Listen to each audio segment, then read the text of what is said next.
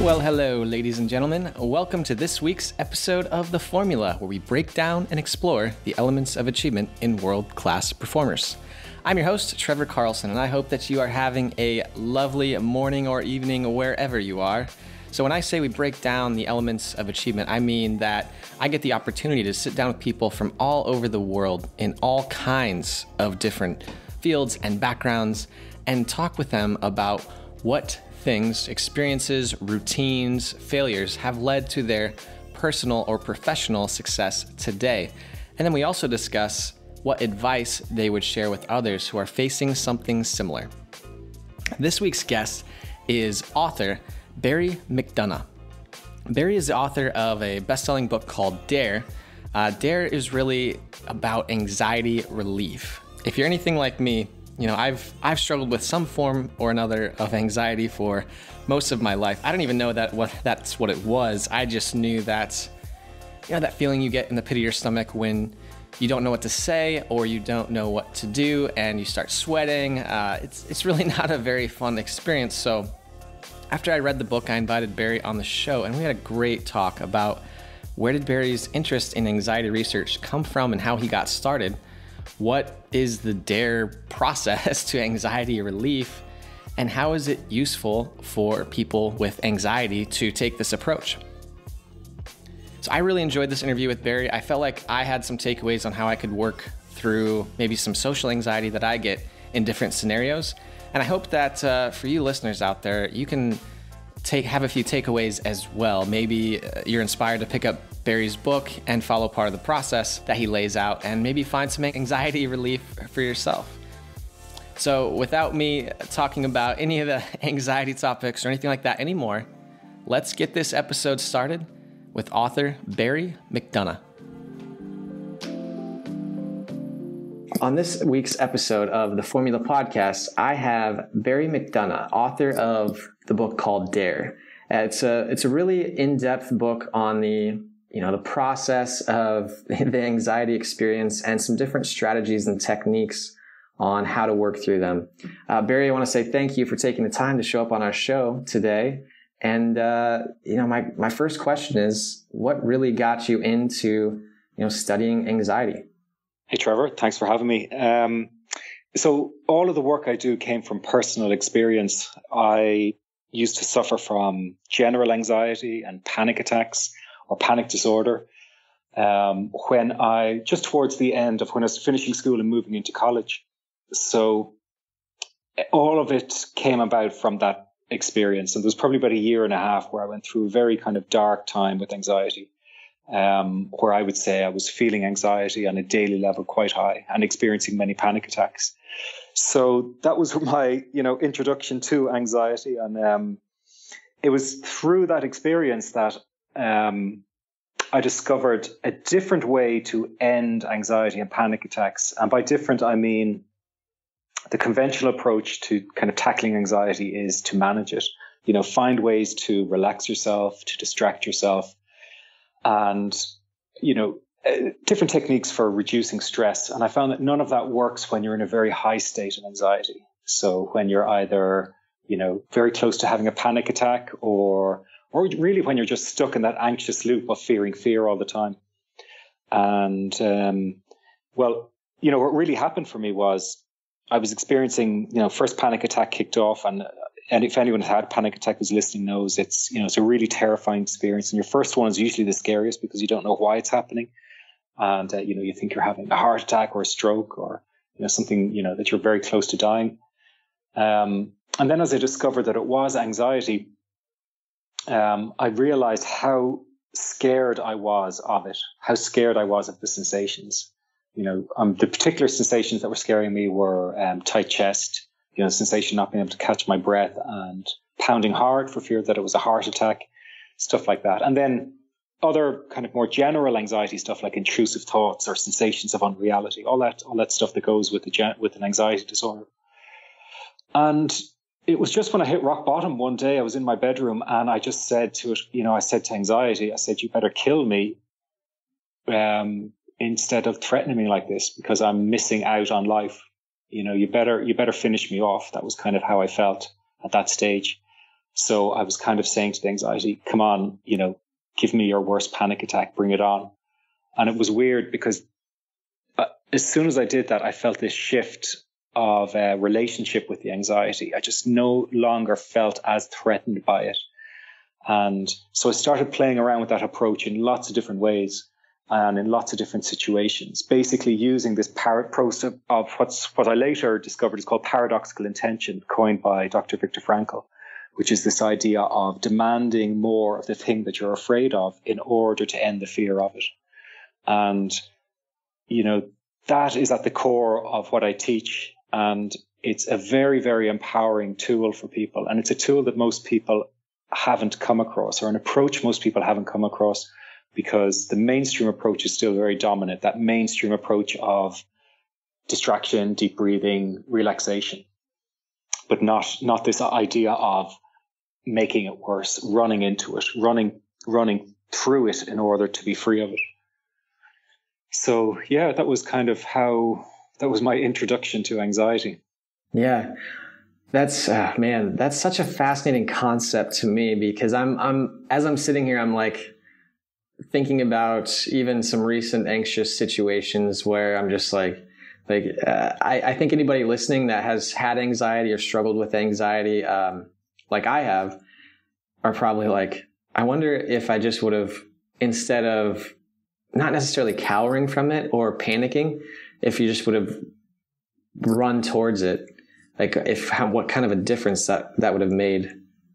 Yeah, it's really about training yourself to be comfortable with the discomfort of it. And that's where a lot of the freedom is found. In the same way, when you're in the gym and you want to push yourself to the next level, it's like, how much discomfort are you willing to experience in order to achieve your goals? So in the gym case, in order to get fitter or build more muscle, whatever it is. And it's with anxiety and with a lot of emotions, a lot of difficult emotions, it's often a case of how willing are you to sit with this, to really sit with this, to accept and allow it in order for it to transform. And there is this strange thing that happens with emotions, that particularly anxiety, that if we really learn to sit and accept the feeling and not run from it, not resist it, not fight it, it starts to go through this subtle transformation. And it's like anxiety is a contraction. So when you're anxious, your whole body contracts and your mind contracts. And what we're trying to do with these techniques is trying to loosen that contraction and enter back into a state of flow again, where you're engaged with life again and you're not caught up in your thoughts and you're not caught up in that vicious fear of, fearing fear. Because that's what's really driving anxiety disorders, is a fear of fear. It's a fear of the anxiety manifesting. So it's whether you're out socially, it's a fear that you're going to have those sensations again and make a fool of yourself, or when you're sitting at home and you're starting to feel a tight chest or pounding heart, it's a fear of those sensations that might trigger the panic attack. And the only way to end those fears, that fear of fear, is to go through it. So like the only way out is through. And it's so it's very much about ending anxiety by acting bravely. And that's why the title of the book, D.A.R.E, feeds in very well to that. It's about daring to act bravely in order to overcome your anxiety. Yeah. Because that's the only way you get confidence back in any of those situations that anxiety has stolen from you. Anxiety steals your confidence in your body, and it steals your confidence in your mind. And by your body, I mean, you fear that that your body is going to collapse in some way or fail in some way. Most people think they're going to die when they're having a panic attack. And then it steals your confidence in your mind, because you start to think you're going nuts. You have intrusive thoughts, or you just feel that the functioning of your brain has somehow failed.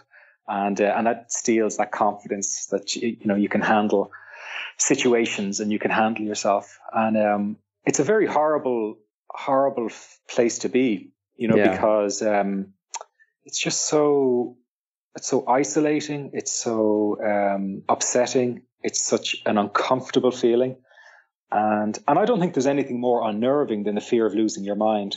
And people who are highly anxious oftentimes fear that they're losing their mind, and the good news is that there's very simple solutions to take you back into a much better state of mind and into eventually a full recovery from anxiety. And that's a message most people don't hear, is that it is possible to fully recover from an anxiety disorder. Again, most people are given an idea that this is kind of who you are and you'll have to be like this the rest of your life and just manage it, back to that word of management. Whereas I like to go for full recovery. That's what I want to see people achieving. And they achieve it by the effort that they put in. So they achieve it by the level of bravery that they're willing to act out, and by how much practice they're going to do. Because a lot of this work is really about practicing in situations with the D.A.R.E tools. So you put yourself into anxious situations, and then you suddenly realize, wow, I can actually handle this situation. I didn't die. I didn't faint. I didn't go screaming like a lunatic to get off the airplane. I managed myself quite well. It was uncomfortable. Like, I'm not saying any of this will be easy. It's a lot of the times it's quite uncomfortable, but that's different than, running away from and trying to escape. It's about how, as I said, how much discomfort are you willing to accept in the situation in order to be free of it.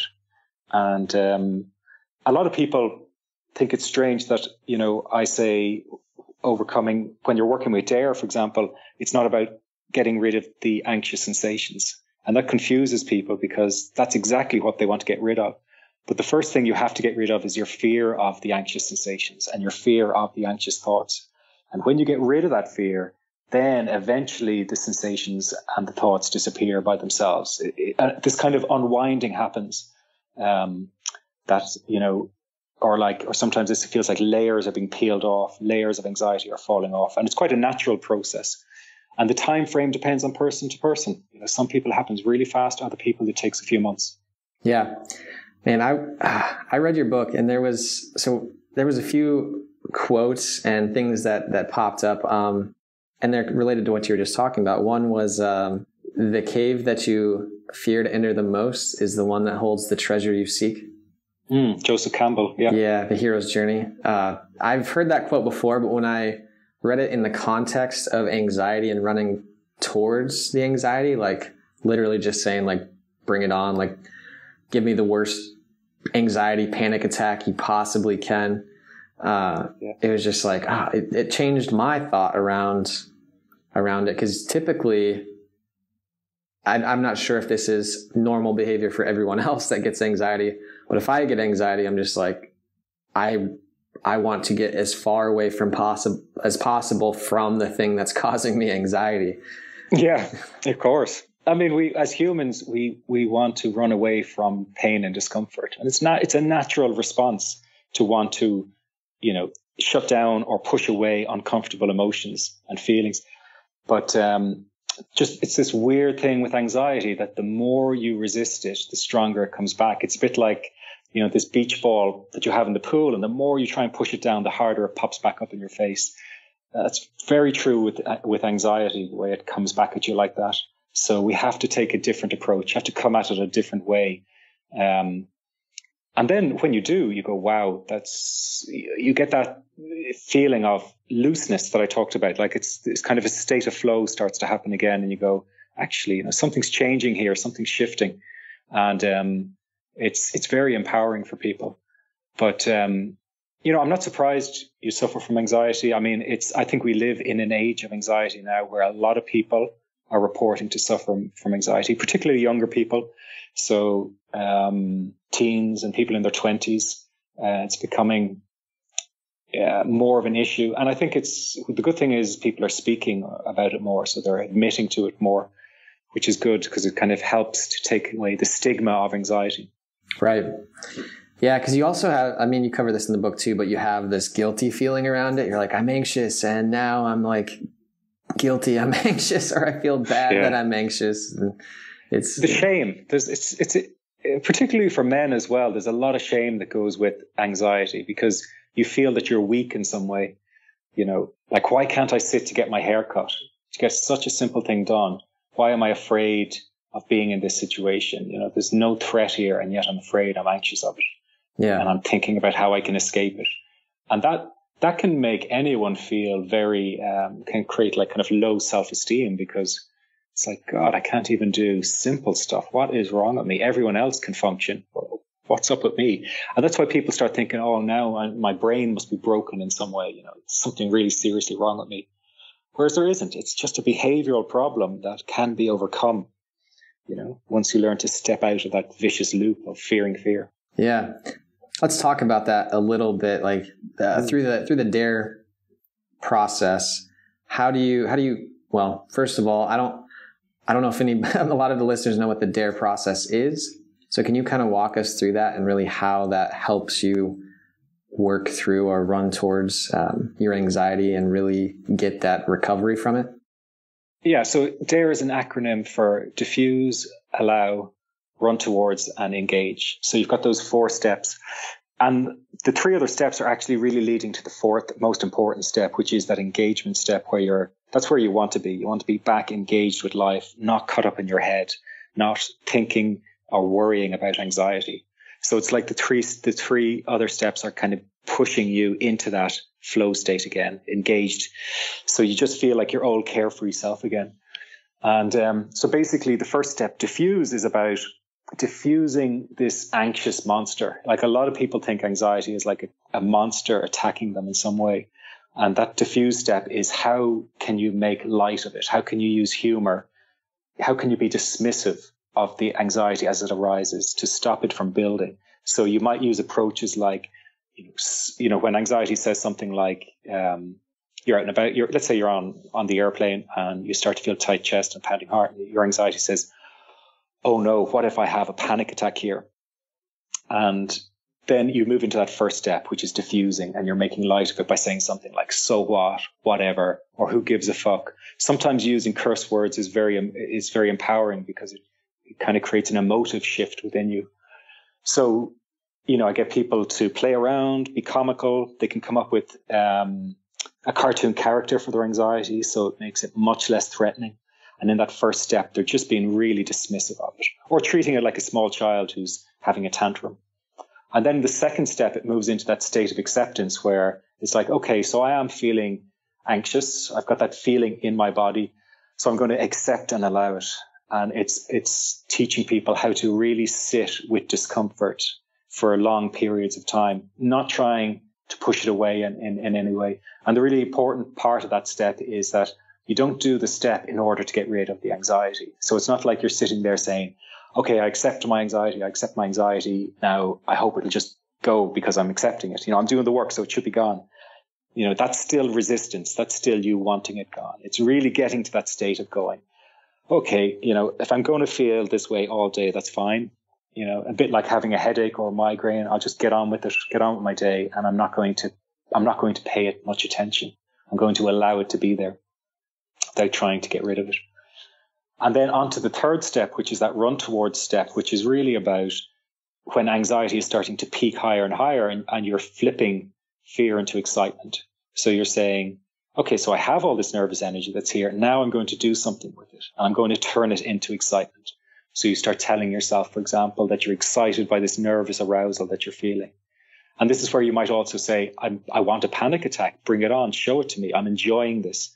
You change that nervous arousal into the same kind of buzz, positive buzz you might get from drinking too much coffee, from all that kind of excited energy, and then you channel it into something. So instead of getting really scared of that heightened nervous arousal and sensation, you're flowing with it, you're moving with it. So instead of locking it down and contracting around it, you're moving into a state of flow with it. And, movement is great in this state. Muscle contractions are a great way as well. So like tensing and releasing muscles is a really effective way to help shift that sensation into one of excitement rather than fear. And it also causes a reduction in stress hormones. So that's a really important step, is because it's a complete shift in mindset for a lot of people. Most people, when they're in that really, let's call it an 8 out of 10, 9 out of 10 level, they're in shutdown mode. They want to hide away, and they want to run back to their safe zone, which is usually their bedroom or somewhere, their home at least. But what I'm saying to them is that you need to be out in the world and shifting and changing this experience, changing these sensations into just nervous arousal. So instead of calling it a panic attack, you're just calling it nervous arousal and nothing else. or an adrenaline flood. Instead of, giving it this negative connotation, you can change it into something positive, and then use that positive energy, express yourself even more fully. If you're giving a public speech, use that nervous energy, push it out there, connect. And then fourth and final step is connecting again, engaging. So you've moved through the first three steps, and then it's about, okay, that's kind of enough of giving anxiety all that attention. Now I'm going to go back to what I was doing.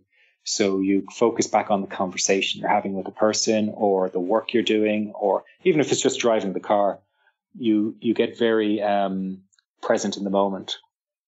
And the reason that's effective is because it helps you to stop ruminating and going back over the anxious thoughts again and again. And it's about connecting with life again, which is the step or the state that you want to be in. It's that state of, I'm just here. I'm, my happy, carefree self, and I'm not worried about all this internal stuff that's going on. So, and that fourth final step isn't a type of distraction. It's just engagement with life with an awareness that all this nervous arousal still might be going on, but you're still deciding, you're making a conscious decision to focus on what you want to focus on, which is whatever is in your environment. Yeah, I'm thinking about, so I read the book. I've started implementing some of the processes that you've discussed, and it's been, I think, the most impactful one for me so far, and I can see why, because I probably haven't moved past the second phase yet, is the diffuse. So, I'd say, so what, or who gives a fuck, or something like that. And then I'm like, oh, so what? Okay. And then I start going through the acceptance process. But I think what I'm doing is I'm accepting this so it'll leave. Yeah, you and everyone else when they start, it's because you do want it to go. You don't want the discomfort. It's a hard kind of flipping mindset to go, actually, I'm going to be okay with this pain and this discomfort. I'm going to allow it. That bit takes practice. Yeah. How would you recommend going about the practice of letting go of that expectation that it'll leave once you accept it? Yeah, I think, you remind yourself of the long-term goal, which is to be free of anxiety. And that motivates you to do the work. So it's like when you wake up in the morning and you've got that kind of feeling in the pit of your stomach, and immediately you're thinking of the day ahead and all the things you've got to do and how you're going to cope. You shift and say to yourself, okay, so this is going to be like a training day. I'm going to use this day as an opportunity to practice. And that's the best way of approaching it, is always, every time you get anxious, say to yourself, good, here's an opportunity to practice. I was reminded of Jocko Willing's, you probably know his podcast or videos where he talks about when anything negative happens, say the word good. And you can apply the same thing with anxiety. Anxiety manifests and you go, good. Here's a good chance for me to practice these tools and get better and improve so I can overcome anxiety, so I can really master these sensations or feelings. So I think just having that, having your goal and just having that positive mindset of good, here's a great opportunity to practice will help you to move into that state of acceptance. And try not to look for it to be gone. Try not to say, okay, it should be gone by now. It should be gone by now. And don't beat yourself up if it isn't. Just be okay with the anxiety staying as it is. That in itself just takes a lot of weight off your shoulders.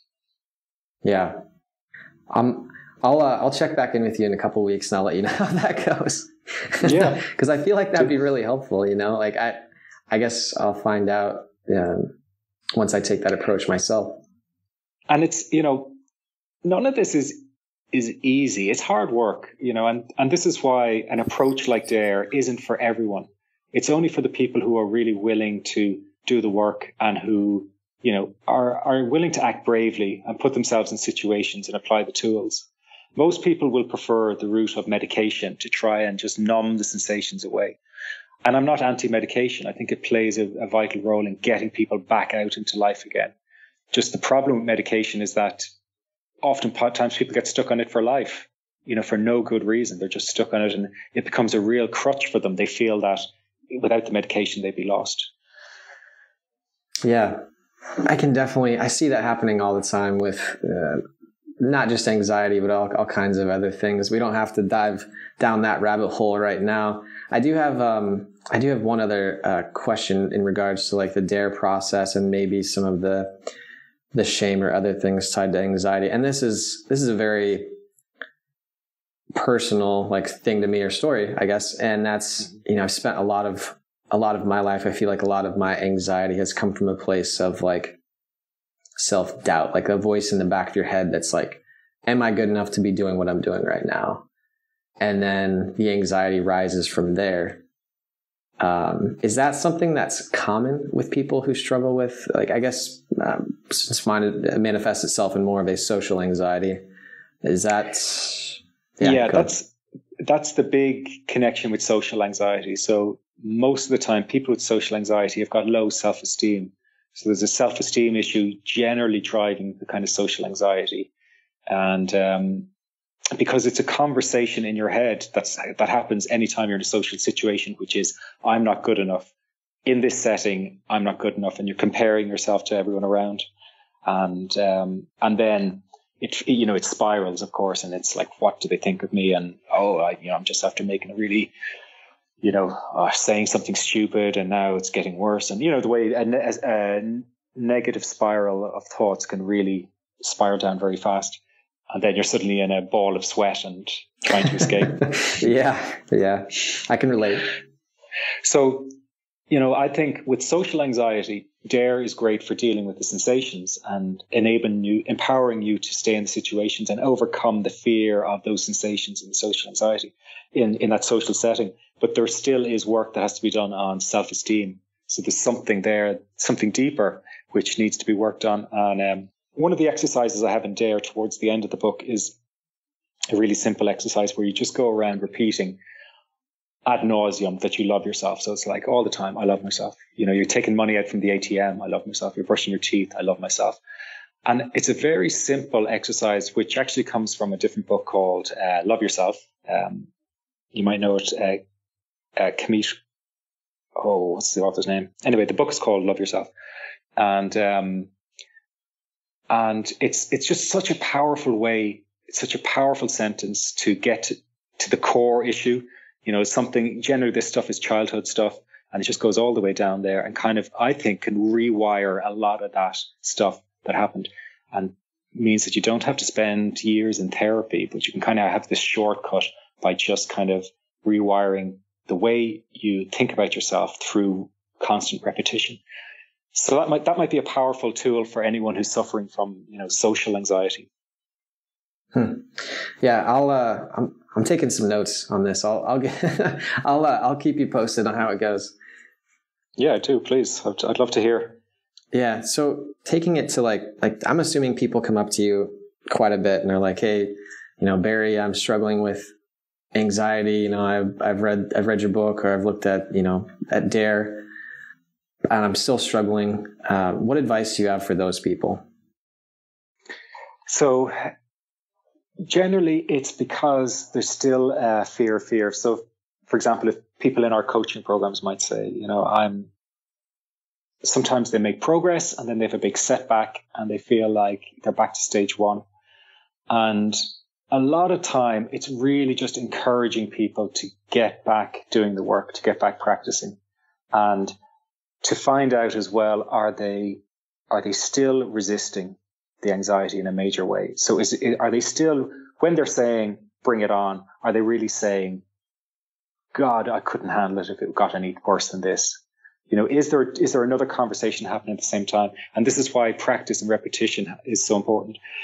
And if you're finding it really daunting, really challenging, you've got to break it down into smaller steps. So like driving is a huge thing for a lot of people who suffer from anxiety. And if you're afraid of driving on the highway, then it means you need to start off driving local roads and build your confidence up, or maybe doing a small stretch of the highway on a Sunday morning where there's very little traffic. So, you know yourself, how you could break these bigger goals up into smaller steps. And it's about trying to find those situations where you can take it step by step. Another example might be, people are afraid of flying and having a panic attack in the airplane. Well, a good kind of way to practice that without having to get on an airplane every time is to get in elevators and ride elevators and buildings, because it's a similar fear of being stuck, similar claustrophobic fear behind it. So, you can use your imagination and come up with different ways to practice, but it may just be that you need to break it down into even smaller steps, because you're not feeling that boost in confidence yet. And that's why the smaller steps will show you, those, when you get those small wins, you start to feel confident you can take on bigger things. Do you have an example of maybe one of those first couple steps that you could share?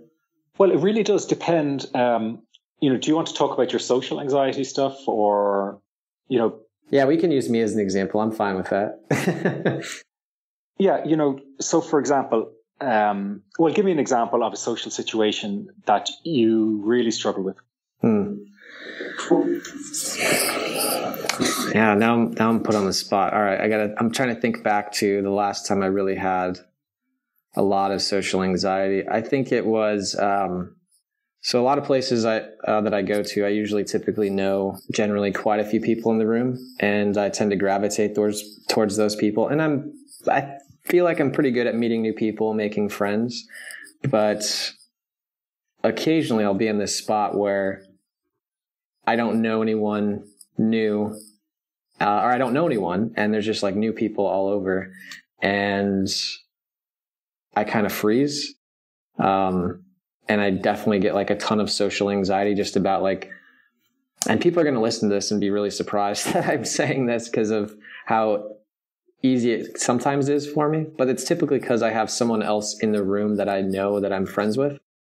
Mm-hmm. But if I'm by myself, then, I sometimes just get really, really bad anxiety and just kind of like keep to myself. And kind of freeze a little bit. Like I have the desire to go start conversations with people and meet new people, but I freeze when I get the anxiety. Yeah. And, a lot of the time is that people don't get enough opportunity to practice in those particular situations. So it shows up at, there's a work conference or something that you have to go to once a year, or generally kind of bigger stuff.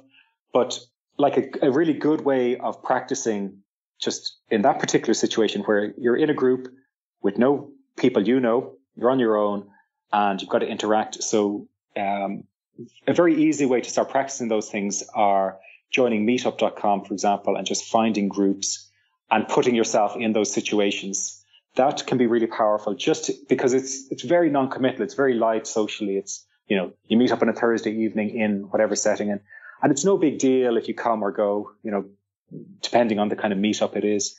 And they can just be great ways to plug into a whole new group of people that you can approach, talk to, and apply, for example, D.A.R.E as you're doing that, and then leave at any point, because there's no commitment that, you have to be there the whole day. You can just come in and leave.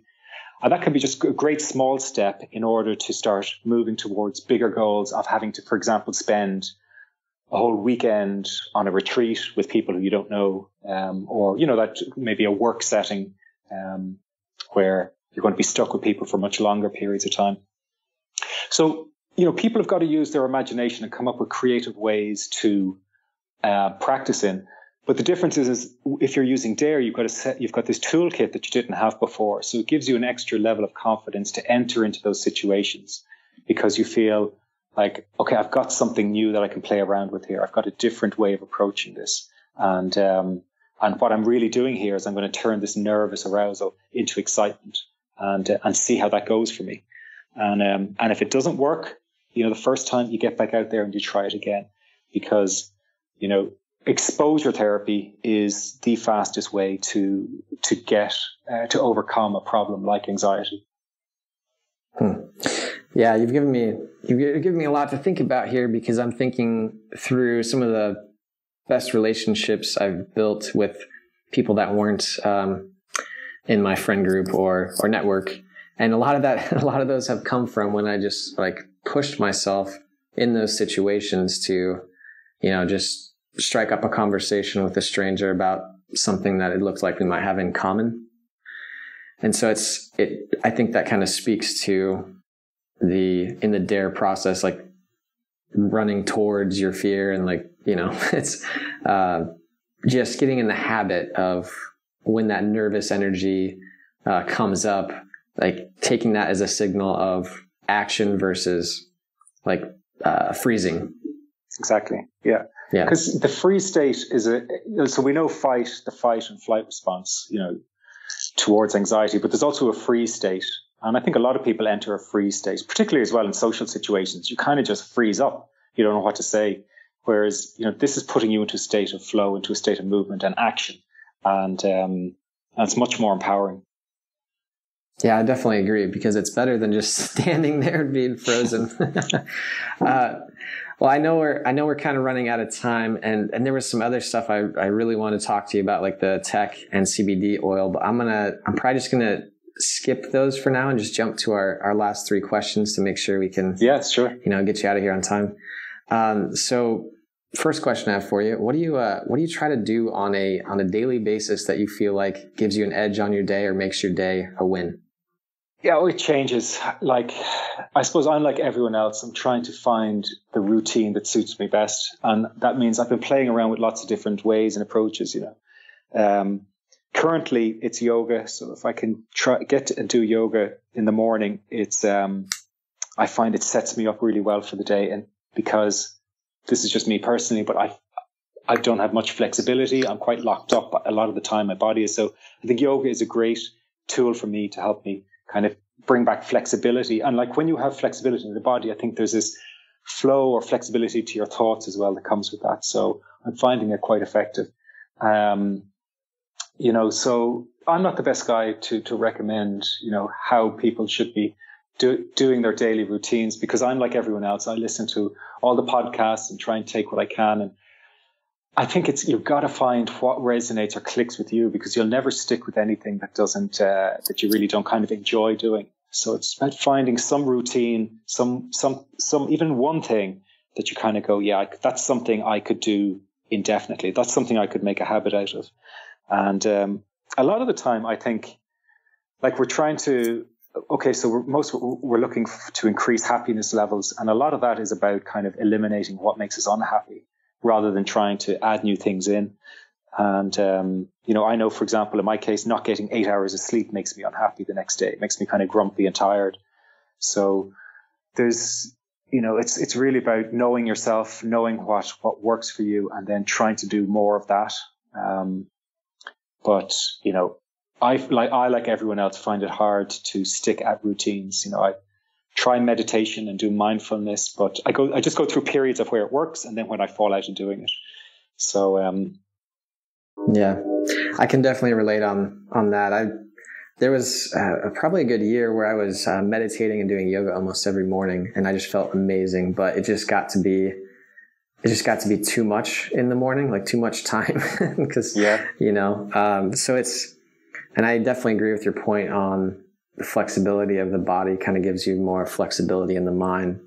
So the next question I have for you, and you can plug your own book if you'd like to, but what do you think the most impactful book that you've read has been? I would say Man's Search for Meaning, Viktor Frankl. Oh, yeah. Yeah. It's just a very, very powerful story of meaning, finding meaning in suffering. And that's kind of, a lot of as well, what I talk about in D.A.R.E is about finding that meaning in the pain. So discovering how you can learn from the anxiety that you're experiencing.